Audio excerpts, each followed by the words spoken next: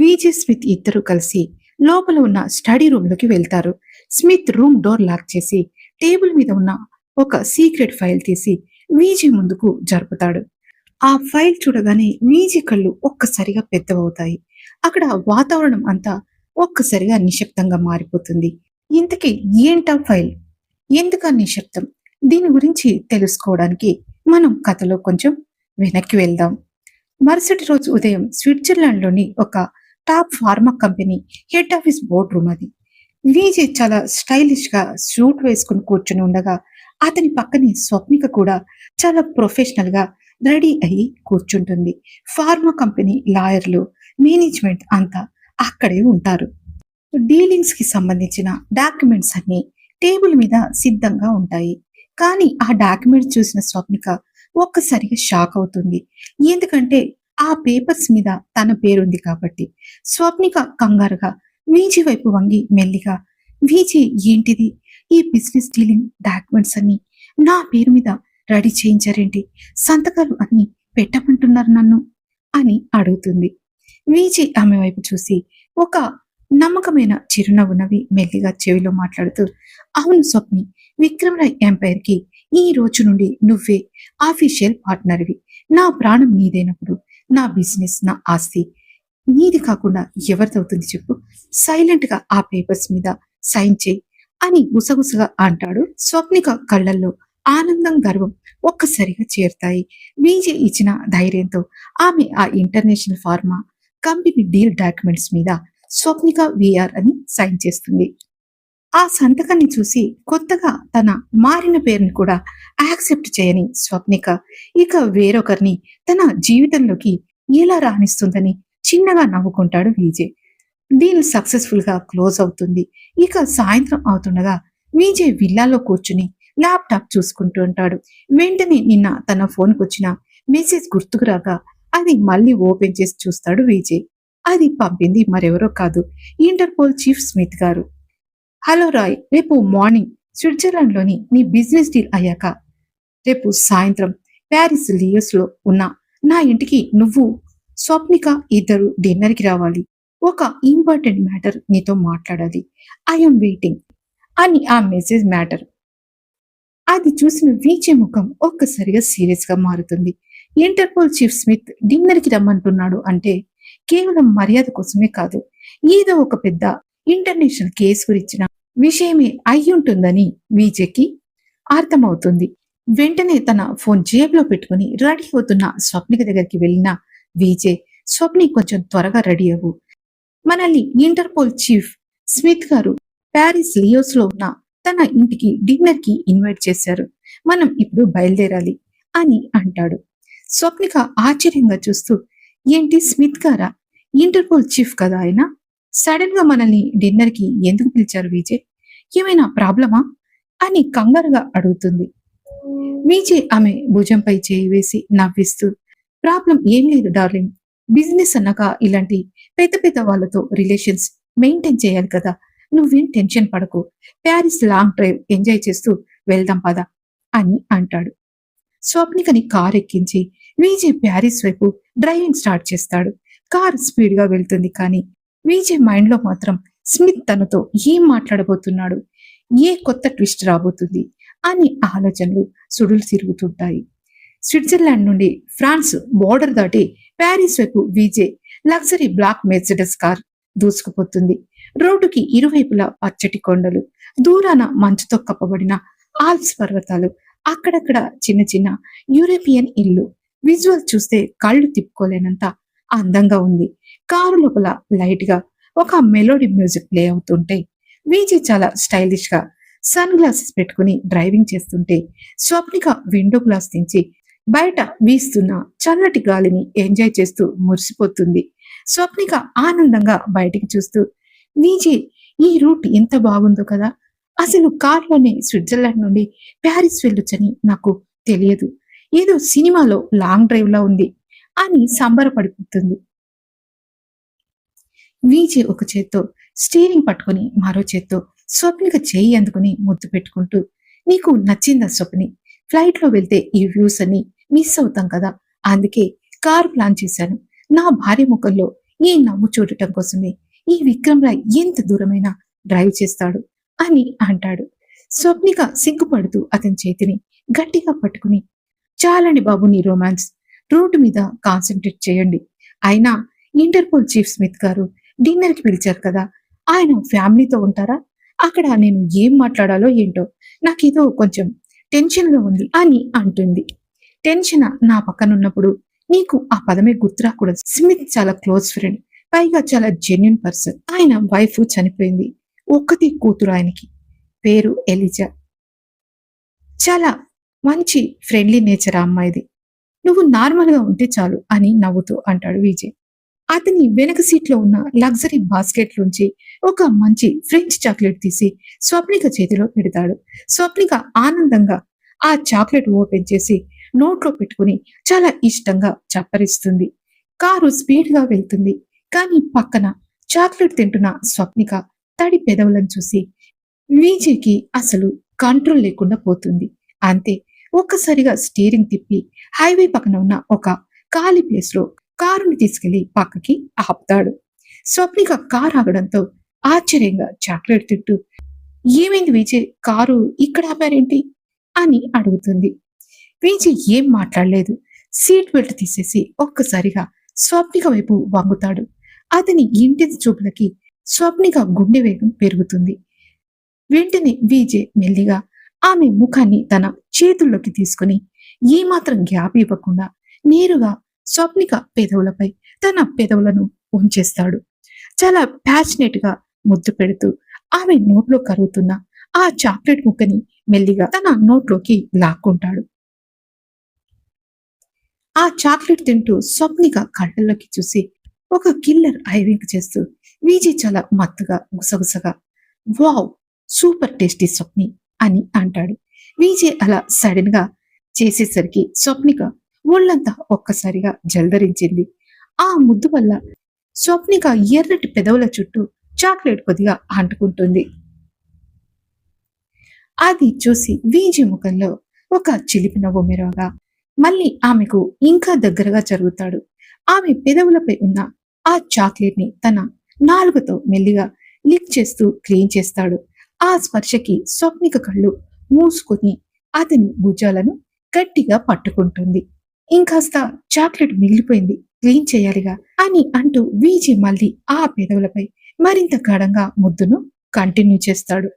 ఒక చేత్తో ఆమె నడుమును చుట్టేసి తనని దగ్గరికి లాక్కుంటూ మరో చేత్తో స్వప్నిక కూర్చున్న సీట్ పక్కన ఉన్న బటన్ నొక్కి ఆ సీట్ ని వెనక్కి వాల్ చేస్తాడు. సీటు వెనక్కి వెళ్ళగానే విజయ్ పూర్తిగా స్వప్నిక మీదకి చేరిపోతాడు. ఆమె చేతులు ఆటోమేటిక్ గా అతన్ని అల్లుకుపోతాయి. ఆ కారు లోపల ఏసీ నడుస్తున్న ఆ ఇద్దరి శ్వాసల వేడికి వాతావరణం అంతా వెచ్చగా మారిపోతుంది. బయట చల్లటి స్విస్ వెదర్, లోపల కారులో వాళ్ళిద్దరి ప్యాసినేట్ చాక్లెట్ కిస్తో ఈ లోకాన్ని మర్చిపోతారు. అలా 5 గంటల బ్యూటిఫుల్ జర్నీ తర్వాత కారు ప్యారిస్ నగరంలోకి ఎంటర్ అవుతుంది. దూరాన ఐఫిల్ టవర్ లైట్ల వెలుతురులో మెరిసిపోతూ కనిపిస్తుంది. ప్యారిస్ లియోస్ ఏరియాలోని ఒక పెద్ద లగ్జరీ ప్రైవేట్ విల్లా ముందు విజయ్ తన కారు తీసుకెళ్లి ఆపుతాడు. అది ఇంటర్పోల్ చీఫ్ స్మిత్ ఇల్లు. విల్లా చుట్టూ గట్టి సెక్యూరిటీ ఉంది. విజయ్ స్వప్నిక కారు దిగగానే స్మిత్ స్వయంగా నవ్వుతూ బయటకొచ్చి వాళ్ళను రిసీవ్ చేసుకుంటాడు. స్మిత్ నవ్వుతూ విజయ్ ని హక్ చేసుకుని, welcome Roy, welcome to Paris, and hello beautiful lady, నువ్వే స్వప్నికవని తెలుసు. రాయ్ నీ గురించి ఎప్పుడు చెప్తూనే ఉంటాడు. మిమ్మల్ని కలవడం చాలా హ్యాపీగా ఉంది అని ఇంగ్లీష్ లో అంటాడు. స్వప్నిక నమస్కారం చేస్తూ చిరునవ్వుతూ, thank you so much sir, మిమ్మల్ని కలవడం నాకు కూడా చాలా సంతోషంగా ఉంది అని అతని కాళ్లకు పాదాభివందనం చేయడానికి కిందకు వంగుతుంది. అది చూసిన స్మిత్ చాలా కంగారు పడతాడు. విదేశీయుడైన ఆయనకు మన సంప్రదాయం కొత్త కావడం వల్ల ఒక అంతర్జాతీయ పోలీస్ ఆఫీసర్ అయి ఉండి ఆమె అలా చేసేసరికి ఏం చేయాలో తెలియక వెనక్కి జరుగుతాడు. కంగారుగా చేతులడ్డం పెడుతూ, oh God, no no Swapnika, please, what are you doing, లేవండి ప్లీజ్ అని అంటాడు స్మిత్. స్వప్నిక ఎందుకు అలా చేసిందో, ఆమె మనసులోని ఆ కృతజ్ఞతా భావం ఏంటో అక్కడున్న విజయ్కి ఒక్క క్షణంలో అర్థమైపోతుంది. 5 ఏళ్ల క్రితం డేనియల్ ఎటాక్లో కొన్న ఊపిరితో ఉన్న తనను కాపాడి ట్రీట్మెంట్ ఇప్పించి మళ్ళీ ఈ రోజు తన ఫ్యామిలీకి దక్కేలా చేసింది ఈ స్మిత్తే కదా. ఆ జ్ఞాపకం రాగానే వీజి కళ్ళు ఒక్కసారిగా చెమ్మగిల్లగా అతను ముందుకు వచ్చి ప్రేమగా స్వప్నిక భుజాలు పట్టుకుని పైకి లేపుతాడు. స్వప్నిక కళ్ళల్లోంచి అప్పటికే కన్నీళ్లు ధారగా చెంపల మీద కారుతుంటాయి. ఆమె చెమర్చిన కళ్ళతో వణుకుతున్న స్వరంతో స్మిత్ వైపు చూస్తూ రెండు చేతులు జోడించి నమస్కరిస్తుంది. ఏడుస్తూ గొంతు పూడుకుపోతుండగా, సార్, మీరేమో పెద్ద పోలీస్ ఆఫీసర్, మీకు ఇవన్నీ తెలియకపోవచ్చు, కానీ నా విజయ్ ప్రాణాలు పోకుండా కాపాడింది. ఆ రోజు ఆ మృత్యు నోట్లోంచి నా భర్తను లాక్కొచ్చి మళ్ళీ నా దగ్గరకు చేర్చింది మీరే సార్. 5 ఏళ్లుగా బ్రతికున్న శివల్ల బతుకుతున్న మా ఫ్యామిలీ ఈ రోజు మళ్ళీ ప్రశాంతంగా ఊపిరి పీల్చుకుంటుందంటే దానికి కారణం మీరే సార్. ఒక భార్యగా మీకు నా జీవితాంతం రుణపడి ఉంటాను sir. Thank you so much sir అని అంటుంది. స్వప్నిక అంత ఎమోషనల్ గా మాట్లాడుతుంటే విజయ్ కూడా తన కన్నీళ్లను ఆపుకోలేకపోతాడు. ఆమెను సైడ్ హగ్ చేసుకుని ఓదార్చుతాడు. ఆ ఇద్దరి దంపతుల ప్రేమను, స్వప్నిక పవిత్రమైన మనసును చూసి ఇంటర్పోల్ చీఫ్ స్మిత్ హృదయం కూడా ఒక్కసారిగా కరిగిపోతుంది. ఆయన ఎంతో గౌరవంగా స్వప్నిక తలపై చేయి పెట్టి ఆశీర్వదిస్తాడు. కళ్ళల్లో చిన్న తడితో నవ్వుతూ, రాయ్, నువ్వు చాలా లక్కీ పర్సన్వి. ఇంత మంచి భార్య దొరకడం నీ అదృష్టం. ఇక చాలు, ఏడవకండి స్వప్నిక. మీ నమస్కారం నా గుండెను తాకింది. రండి కూర్చోండి అని నవ్వుతూ స్మిత్ వాళ్ళను లోపలికి తీసుకువెళ్తాడు. అప్పుడే మెట్లు దిగుతూ జీన్స్ వైట్ టాప్ వేసుకుని చాలా మోడర్న్ గా నవ్వుతూ అక్కడికి వస్తుంది ఒక అమ్మాయి. ఒక్కసారిగా స్వప్నికను చూడగానే ఆమె అడుగులు అక్కడే ఆగిపోతాయి. స్వప్నిక కట్టుకున్న ఆ లైట్ పింక్ కలర్ సిల్క్ చీరకి కాంట్రాస్ట్ గా ఉన్న గ్రీన్ కలర్ జరీ బార్డర్, అదే గ్రీన్ కలర్ డిజైనర్ బ్లౌజ్ వేసుకుని ఆ కట్టులో ఆమె రూపం ఒక దేవతా శిల్పంలా మెరిసిపోతుంది. తడి జుట్టును లూజ్ గా వదిలేసి నుదుటిన చిన్న బొట్టు, దాని కింద కుంకుమ పెట్టుకుని పాపిట్లో సింధూరంతో మెడలో మంగళసూత్రం మెరుస్తుంటే స్వప్నిక నిలువెల్లా ప్యూర్ ఇండియన్ ట్రెడిషనల్ లుక్ లో దేవకన్యలా కనిపిస్తుంది. ఆ ప్యారిస్ లగ్జరీ విల్లా లైట్ల వెలుతుల్లో ఆమె అందాన్ని చూడగానే ఆ అమ్మాయి కళ్ళు ఆశ్చర్యంతో అలా పెద్దవవుతాయి. నోట మాట రానంతగా ఫిదా అయిపోతూ రెండు చేతులు బుగ్గలకు ఆనించుకుని ఆవత్తవుతూ, ఓ మై గాడ్ డాడ్, నాకు పెద్ద బిజినెస్ ఉమెన్ వస్తుందని చెప్పారు, కానీ ఇంత బ్యూటిఫుల్ ఇండియన్ గాడెస్ వస్తుందని చెప్పలేదు. స్వప్నిక, అసలు నువ్వు మనుషుల్లో ఉన్నావా లేక ఆకాశం నుండి దిగొచ్చిన దేవకన్యవా? ఈ పింక్ అండ్ గ్రీన్ శారీ, నీ స్మైల్, ఆ కళ్ళల్లోని డిగ్నిటీ, అబ్బా, you are so so pretty అని గలగల మాట్లాడుతుందా అమ్మాయి. ఆ రేంజ్ పొగడదకి ముఖమంతా గులాబీలా మారిపోగా సిగ్గుపడుతూ ఉక్కిరిబిక్కిరి అవుతూ అయోమయంగా చూస్తుంది స్వప్నిక. అప్పుడే ఆమె దగ్గరగా వెళ్ళి, హే నాటి గర్ల్, ఆపుతావా నీ అల్లరి? Swapnika, she my one and only daughter Eliza అని అంటాడు Smith. Thank you so much Eliza. నువ్వు మరీ అంతగా పొగడేసి నన్ను ఇబ్బంది పెట్టకు. నువ్వు కూడా చాలా క్యూట్ గా మోడర్న్ గా ఉన్నావు అని మెల్లిగా ఊపిరి తీసుకుంటుంది స్వప్నిక.